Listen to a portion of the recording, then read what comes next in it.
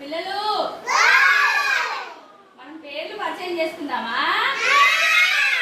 First నేను నా పేరు చెప్తా, తర్వాత మీరందరూ కూడా మీ పేర్లు చెప్పాలి, సరేనా? ఓకే. నా పేరు సునీత. నీ పేరు చెప్పు. నెక్స్ట్ నీ పేరు? నీ పేరేంటి? అక్షిత. Very good. నీ పేరా?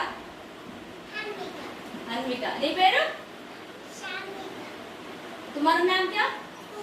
सुफियान. Very good. नी पेरेंटी नोट ले नी पेरेंटी गट्टी చెప్పాలి. ఏం పేరు?